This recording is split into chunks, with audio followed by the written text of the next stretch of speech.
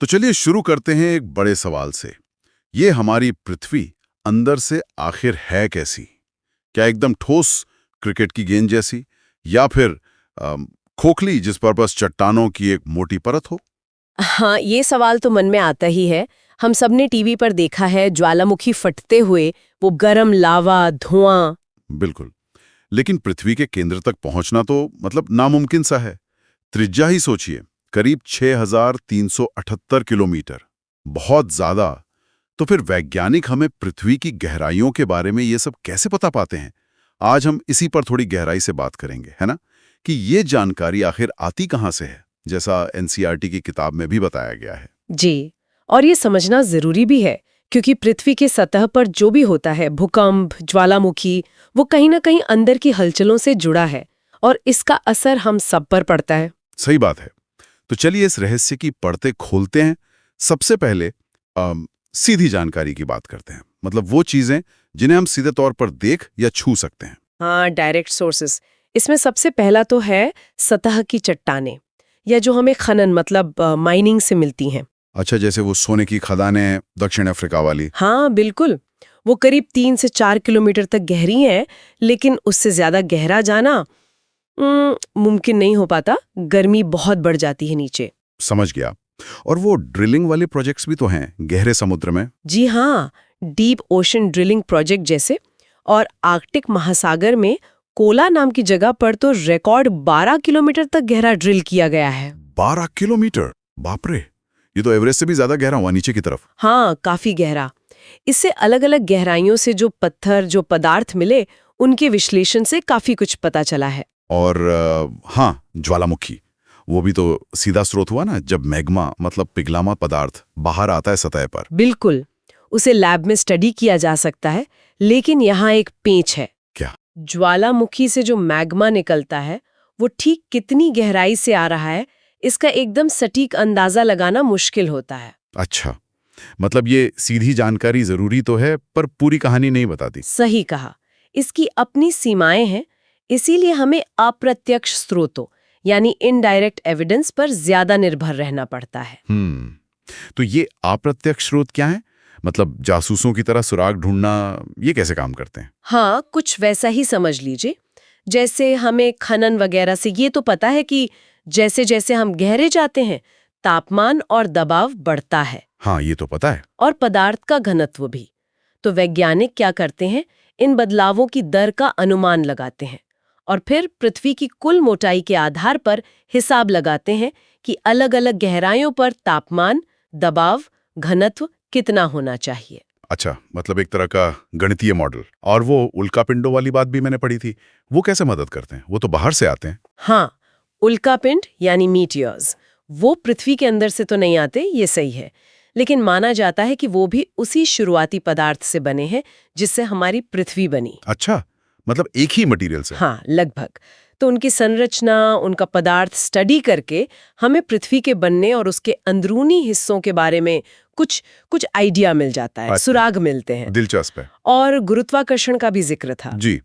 गुरुत्वाकर्षण और चुंबकीय क्षेत्र, ये दोनों भी बहुत महत्वपूर्ण अप्रत्यक्ष स्रोत हैं।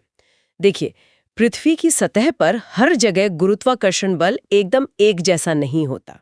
अरे, ऐसा क्यों? मुख्य रूप से पृथ्वी के आकार और घूमने की वजह से। ये ध्रुवों पर थोड़ा ज्यादा और भूमध्य रेखा पर थोड़ा कम होता है, क्योंकि भूमध्य रेखा केंद्र से थोड़ी ज्यादा दूर है। अच्छा। लेकिन इसके अलावा हाँ। पृथ्वी के अंदर जो पदार्थ है, उनका वितरण भी एक जैसा नहीं है। कहीं ज्यादा सघन पदार्थ है, कहीं कम। इस असमानता की वजह से भी गुरुत्वाकर्षण में छोटे छोटे अंतर आते हैं। अच्छा, और इन अंतरों को क्या कहते हैं?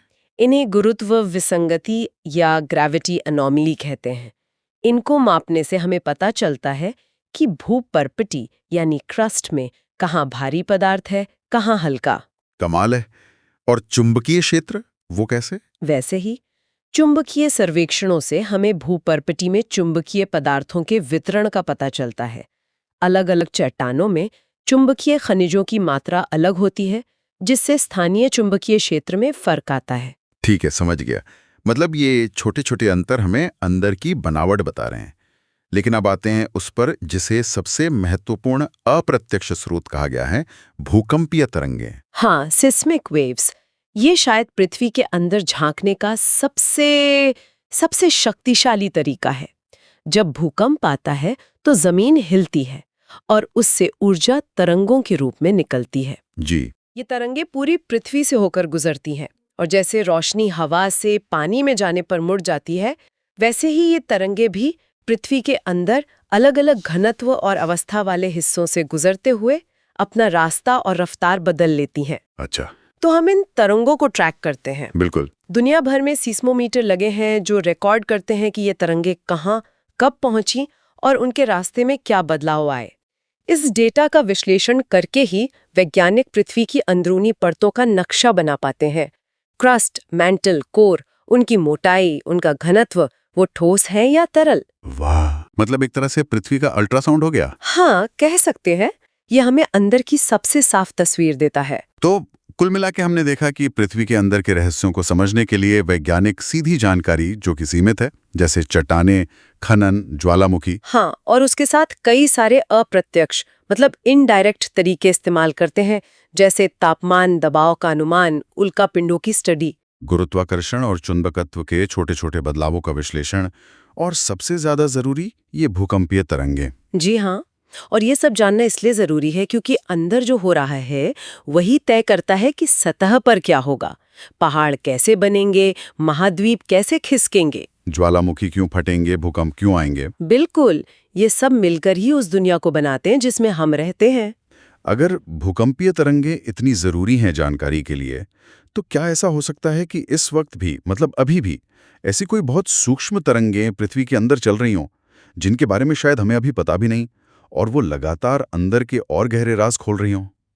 सोचने वाली बात है ना। मतलब ये पृथ्वी हिलती क्यों है? हमारे पास एक स्टडी है, भूकंप। आज इसी पर बात करेंगे। हाँ, देखते हैं इसमें क्या खास है। मकसद सीधा है, भूकंप आते कैसे हैं, कौन सी तरंगे होती हैं और असर क्या होता है। मतलब लगता तो है कि बस जमीन हिल गई, पर इसके पीछे की साइंस वो काफी गहरी है। बिल्कुल। देखिए, भूकंप बेसिकली पृथ्वी के अंदर जो एनर्जी जमा हो जाती है ना, हाँ। उसका अचानक से निकलना है। अच्छा। और ये एनर्जी फिर तरंगों मतलब वेव्स की तरह सब तरफ फैल जाती है। और ये एनर्जी निकलती कहाँ से है? स्रोत में भ्रंश या फॉल्ट्स का जिक्र है। ये चट्टानों में दरारें होती हैं। हाँ, बिल्कुल। फॉल्ट मतलब एक तरह की दरार जिसके दोनों तरफ की चट्टानें वो एक दूसरे के मुकाबले खिसकना चाहती हैं, लेकिन खिसक नहीं पाती। सही, क्योंकि उनके बीच घर्षण होता है, फ्रिक्शन, वो उन्हें रोके रखता है। लेकिन अंदर ही अंदर तनाव बढ़ता जाता है। और जब वो तनाव इतना ज्यादा हो जाता है कि फ्रिक्शन उसे रोक नहीं पाता, तो चट्टानें जोर से खिसक जाती हैं। अच्छा। एक झटके में। हाँ। एकदम झटके से। और बस उसी से वो सारी जमा हुई एनर्जी निकलती है।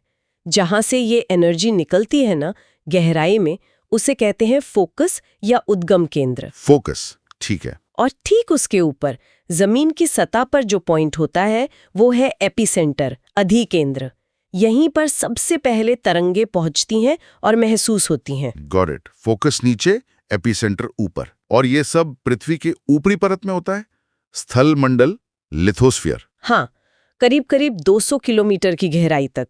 ज्यादातर भूकंप इसी जोन में आते हैं। और इन तरंगों को नापने के लिए सीस्मोग्राफ होता है। स्रोत में दो तरह की तरंगों की बात है, बॉडी वेव्स और सरफेस वेव्स। ये क्या है? हाँ, ये इंटरेस्टिंग है। बॉडी वेव्स वो हैं जो फोकस से निकलकर पृथ्वी के अंदर से होकर गुजरती हैं। अंदर से? ठीक है। इनमें भी दो टाइप हैं, पी तरंगे और एस तरंगे। पी मतलब प्राइमरी यानी प्राथमिक, ये सबसे तेज होती हैं। कितनी तेज? काफी तेज। ये आवाज की तरंगों की तरह होती हैं और सबसे कमाल की बात, ये ठोस, तरल, गैस तीनों से गुजर सकती हैं। अच्छा, तीनों से? ओके। और एस तरंगे? एस मतलब सेकेंडरी। हाँ, सेकेंडरी या द्वितीयक। ये पी तरंगों के बाद पहुंचती हैं, थोड़ी धीमी होती हैं।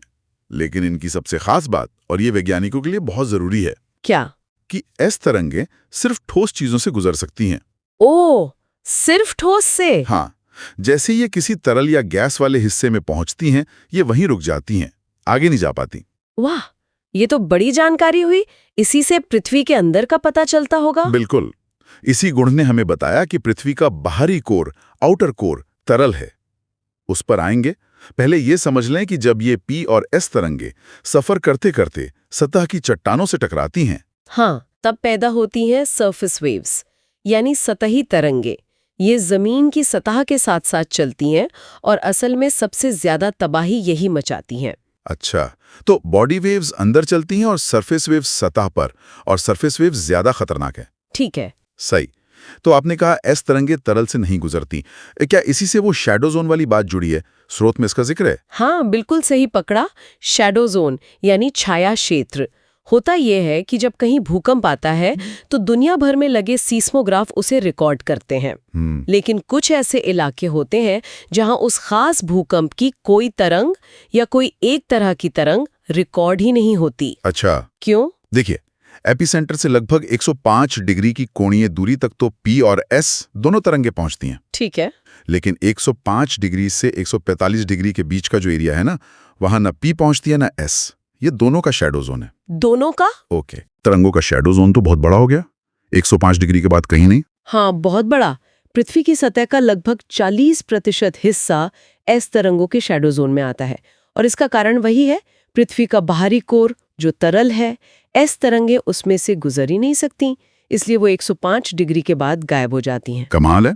मतलब एस तरंगों का ना पहुंचना ही इस बात का सबूत है कि अंदर कुछ तरल है। एग्जैक्टली। ये शैडो जोन की स्टडी भूकंप विज्ञान में बहुत महत्वपूर्ण है। समझ गया।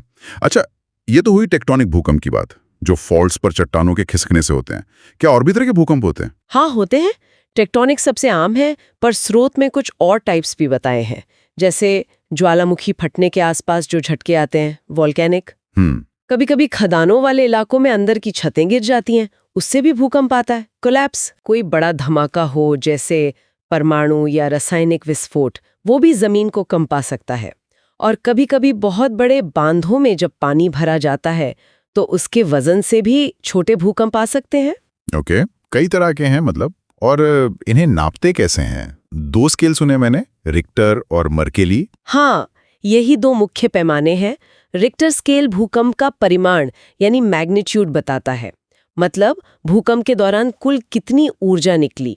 इसका स्केल 0 से 10 तक होता है। ठीक है, ये एनर्जी नापता है। और मर्केली स्केल तीव्रता यानी इंटेंसिटी बताता है, मतलब भूकंप की वजह से किसी जगह पर असर कितना हुआ, तबाही कितनी हुई, लोगों ने क्या महसूस किया, इमारतों को कितना नुकसान हुआ। इसका स्केल 1 से 12 तक होता है रोमन अंकों में। अच्छा, तो एक ऊर्जा नापता है, दूसरा असर। समझ गया। और असर की बात करें तो ये तो जाहिर है विनाशकारी हो सकते हैं। स्रोत में क्या क्या मुख्य प्रभाव बताए हैं? सबसे पहला तो जमीन का हिलना ही है।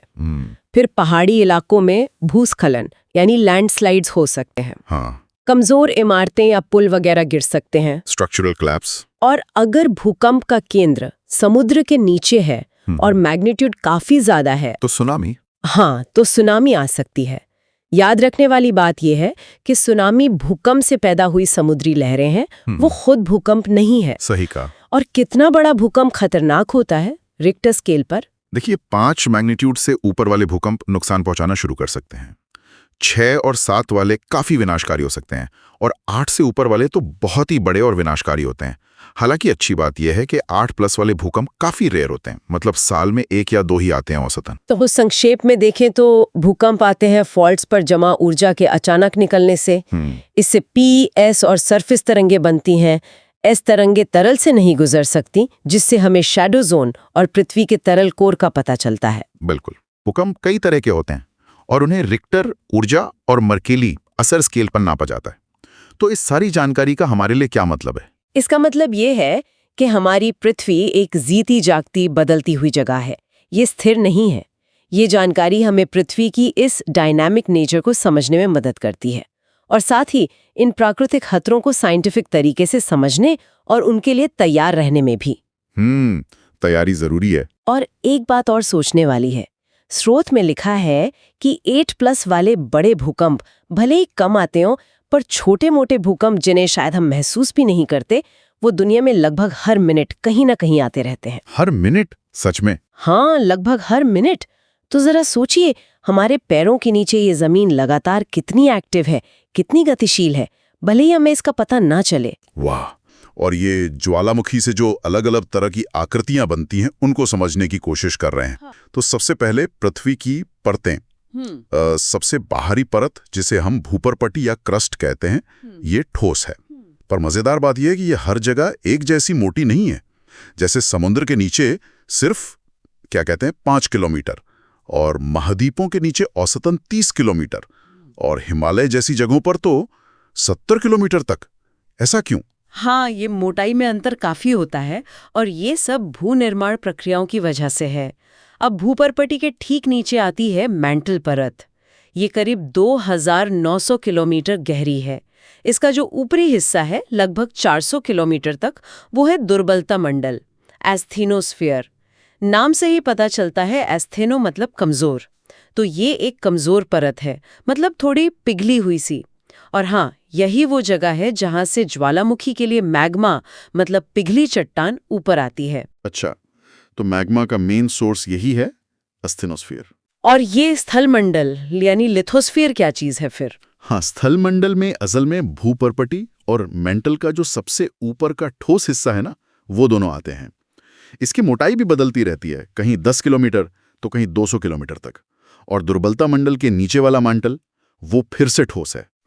और फिर सबसे अंदर कोर। मैंने पढ़ा था कि भूकंप तरंगों से इसके बारे में पता लगाया गया। इसके भी 2 हिस्से हैं, है ना? बिल्कुल। बाहरी क्रोड आउटर कोर तरल है, लिक्विड, जबकि अंदरूनी क्रोड इनर कोर वो ठोस है, बहुत ज्यादा दबाव की वजह से। और ये बना है मुख्य रूप से भारी चीजों से, जैसे निकल और लोहा। इसीलिए कभी-कभी इसे नीफे परत भी कह देते हैं। और पृथ्वी के अंदर की यही गर्मी और ये तरल बाहरी क्रोड, यही सब मिलकर हमारी पृथ्वी की मैग्नेटिक फील्ड और ज्वालामुखी जैसी चीजों को चलाते हैं। अच्छा, तो अंदर की गर्मी से ही ज्वालामुखी बनते हैं, और जब ये पिघली चट्टान मतलब मैग्मा सतह पर आ जाती है तो उसे लावा कहते हैं। सही, एकदम सही। ज्वालामुखी बस पृथ्वी की सतह पर वो जगह है जहां से गैसें, राख और ये पिघला हुआ मैग्मा जो बाहर आकर लावा बन जाता है, वो निकलता है। पर ये ध्यान रखना होगा कि सारे ज्वालामुखी एक जैसे नहीं होते। जैसे कि वो शील्ड ज्वालामुखी, हवाई वाले, वो ज्यादा ऊंचे क्यों नहीं होते? एकदम फैले हुए से दिखते हैं। क्योंकि उनका लावा जो बेसाल्टिक होता है वो बहुत तरल होता है, मतलब पानी जैसा। तो वो ऊपर टिकने के बजाय दूर तक फैल जाता है और एक ढाल जैसी कम ढलान वाली आकृति बनाता है, खड़ी पहाड़ी नहीं। दूसरी तरफ है मिश्रित ज्वालामुखी, कॉम्पोजिट वॉल्केनोज। इनका लावा गाढ़ा होता है, चिपचिपा, और इनमें विस्फोट भी जोरदार होते हैं। तो लावा और राख की परतें एक के ऊपर एक जमती जाती हैं और ऊंचे पहाड़ बन जाते हैं। और कुछ तो इतने विस्फोटक होते हैं कि खुद ही ढह जाते हैं। काल्डेरा, ये नाम था शायद। हाँ, काल्डेरा, ये सबसे विस्फोटक किस्म के होते हैं। धमाका इतना जबरदस्त होता है कि ज्वालामुखी का मुंह ही उड़ जाता है या अंदर धंस जाता है और एक बड़ा सा गड्ढा या कुंड बन जाता है। फिर एक और प्रकार है फ्लड बेसाल्ट प्रोविंसेस। इनमें बहुत ही ज्यादा तरल लावा निकलता है और वो हजारों वर्ग किलोमीटर तक फैल जाता है, एक मोटी परत बन जाती है, जैसे भारत का दक्कन ट्रैप। और हाँ, समुद्र के नीचे भी होते हैं ज्वालामुखी। मध्य महासागरीय कटक, मिड ओशन रिज, तो 70,000 किलोमीटर से भी लंबी पट्टी है ज्वालामुखियों की। वाह, ये तो हुई सतह की बात। लेकिन आपने कहा नोट्स में अंतर्वेधी आकृतियों का भी जिक्र है। इसका मतलब लावा हमेशा सतह तक नहीं पहुंचता, अंदर ही जम जाता है। बिल्कुल। कई बार मैग्मा ऊपर आते आते भूपर्पटी के अंदर ही ठंडा होकर जम जाता है, और वो भी अलग अलग तरह की शक्लें मतलब संरचनाएं बनाता है। इनमें सबसे बड़ी होती हैं बैथोलिथ्स। ये मैग्मा के बहुत बड़े पिंड होते हैं जो काफी गहराई में धीरे धीरे ठंडे होते हैं। ये हमें दिखते तभी हैं जब लाखों सालों में ऊपर की चट्टानें घिस जाती हैं, मतलब अपरदन हो जाता है। बाप रे, मतलब पहाड़ों की जड़ों में जमे हुए मैग्मा के भंडार। और छोटी आकृतियां भी हैं। हाँ? कई हैं, जैसे लैकोलिथ। ये गुंबद जैसे होते हैं जिनका बेस फ्लैट होता है। ये सतह के थोड़ा पास बनते हैं। लैपोलिथ तश्तरी जैसे होते हैं। अगर लावा चट्टानों की परतों के बीच में घुसकर समानांतर जम जाए तो उसे सिल्स या शीट कहते हैं। और अगर लावा दरारों में सीधा दीवार की तरह जम जाए तो उसे डाइक कहते हैं। पश्चिमी महाराष्ट्र में बहुत से डाइक मिलते हैं। माना जाता है कि ये दक्कन ट्रैप के समय लावा निकलने के रास्ते थे। तो कुल मिला के बात यह है कि पृथ्वी अंदर से बिल्कुल शांत नहीं है, बहुत कुछ चल रहा है वहाँ। और अंदर की ये हलचल, ये गर्मी, ये पिघली चट्टानें, ये न सिर्फ बाहर ज्वालामुखी और पहाड़ बनाती हैं, बल्कि जमीन के नीचे भी बहुत बड़ी बड़ी चट्टानी संरचनाएं बना देती हैं। बिल्कुल। और ये जानना दिलचस्प है कि कैसे वो एक परत, दुर्बलता मंडल यानी एस्थीनोस्फीयर में जो मैग्मा बनता है, वही अलग अलग तरह के विस्फोट करवाता है और अंदर ये अलग अलग तरह की आकृतियां भी बनाता है। इन सब को स्टडी करके ही हम पृथ्वी की पूरी भूवैज्ञानिक गतिविधि को समझ पाते हैं कि ये कैसे लगातार बदल रही है। और देखिए, यहीं से एक सोचने वाली बात निकलती है। अगर बैथोलिथ जैसी इतनी विशाल संरचनाएं जमीन में इतनी गहराई पर ठंडे हुए मैग्मा के भंडार हैं, तो आखिर वो कौन सी ताकतें हैं जो लाखों साल बाद उन्हें ऊपर सतह पर ले आती हैं? ये चीज हमें अपने ग्रह के धरातल के लंबे समय के बदलाव के बारे में क्या सिखाती है? सोचने वाली बात है ना?